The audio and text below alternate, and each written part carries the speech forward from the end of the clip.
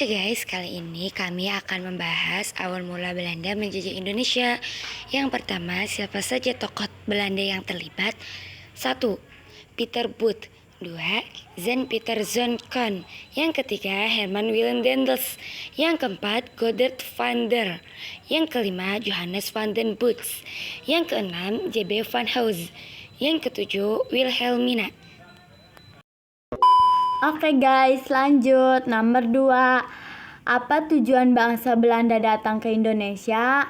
Jawabannya adalah tujuan Belanda datang ke Indonesia adalah mencari kekayaan, monopoli perdagangan, dan mencari daerah jajahan pada saat pertama mendarat di Indonesia tahun 1596. Belanda datang dengan dipimpin oleh Cornelis de Houtman. Oke guys, lanjut. Nomor 3, menggunakan apa bangsa Belanda datang ke Indonesia?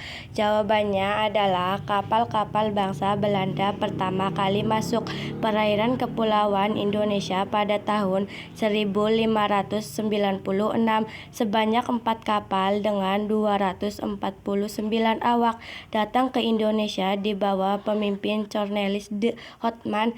Meski begitu, bangsa Belanda diketahui pertama tiba di tempat yang sama dengan Portugis pada Maret 1599.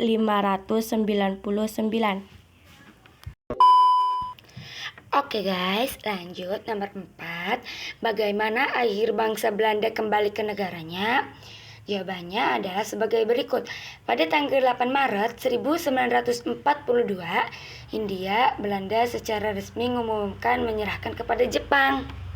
A few moments later. Oke guys, lanjut. Nomor 5. Apa saja dampak positif dan negatif bangsa Belanda?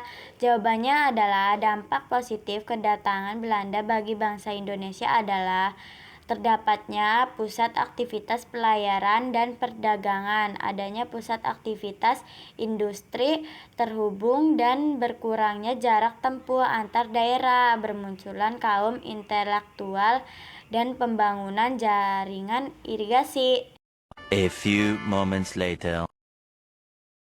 Lanjut, dampak negatifnya adalah dampak negatif penjajahan Belanda terhadap bangsa Indonesia. Kehidupan bangsa Indonesia menjadi sangat miskin, terbelang dan memperhatikan karena berbagai penindasan oleh pemerintah kolonial Belanda yang selalu bersikap sewenang-wenang terhadap bangsa Indonesia.